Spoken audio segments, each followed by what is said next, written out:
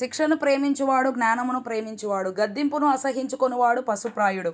సత్పురుషునికి యెహోవా కటాక్షము చూపును, దురాలోచనలు గలవాడు నేరస్తుడని ఆయన తీర్పు తీర్చును. భక్తిహీనత వలన ఎవరునూ స్థిరపరచబడరు, నీతిమంతుల వేరు కదలదు. యోగ్యురాలు తన పెనిమిటికి కిరీటము సిగ్గు తెచ్చునది, వాని ఎముకలకు కుళ్ళు. నీతిమంతుల తలంపులు న్యాయయుక్తములు, భక్తిహీనులు చెప్పు ఆలోచనలు మోసకరములు. భక్తిహీనుల మాటలు నరహత్య చేయ పొంచువారి వంటివి, యథార్థవంతుల నోరు వారిని విడిపించును. భక్తిహీనులు పాడై లేకపోవుదురు, నీతిమంతుల ఇల్లు నిలుచును. ఒక్కొక్క మనుషుడు తన వివేకము కొలది పొగడబడును, కుటిల చిత్తుడు తృణీకరింపబడును. ఆహారము లేకయున్నను తనను తాను పొగడుకొను వానికంటే దాసుడు గల అల్పుడు గొప్పవాడు. నీతిమంతుడు తన పశువుల ప్రాణమును దయతో చూచును, భక్తిహీనుల వాత్సల్యము క్రూరత్వమే.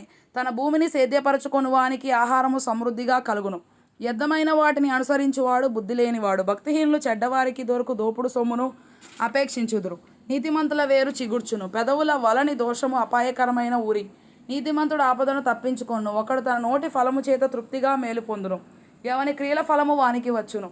మూడుని మార్గము వాని దృష్టికి సరి అయినది, జ్ఞానము గలవాడు ఆలోచనను అంగీకరించును. మూఢుడు కోపపడునది నిమిషములోనే బయలుపడును, వివేకి నిందను వెల్లడిపరచక యోరకుండును. సత్యవాద ప్రియుడు నీతిగల మాటలు పలుకును, కూట సాక్షి మోసపు మాటలు చెప్పును. కత్తిపోటు వంటి మాటలు పలుకువారు కలరు, జ్ఞానుల నాలుక ఆరోగ్యదాయకము. నిజమాడు పెదవులు నిత్యము స్థిరమై ఉండును, అబద్ధమాడు నాలుక క్షణమాత్రమే ఉండును. కీడు కల్పించు వారి హృదయములో మోసము కలదు, సమాధానపరచుటకై ఆలోచన చెప్పువారు సంతోషభరితులగుదురు. నీతిమంతునికి ఏ ఆపదయు సంభవింపదు, భక్తిహీనులు కీడుతో నిండి ఉందురు. అబద్ధమాడు పెదవులు యెహోవాకు హేయములు, సత్యవర్తనులు ఆయనకిష్టులు. వివేకి అయిన వాడు తన విద్యను దాచిపెట్టును, అవివేక హృదయములు తమ మూఢత్వము వెల్లడి చేయుదురు. శ్రద్ధగా పనిచేయువారు ఏలుబడి చేయుదురు, సోమరులు వెట్టి పనులు చేయవలసి వచ్చును.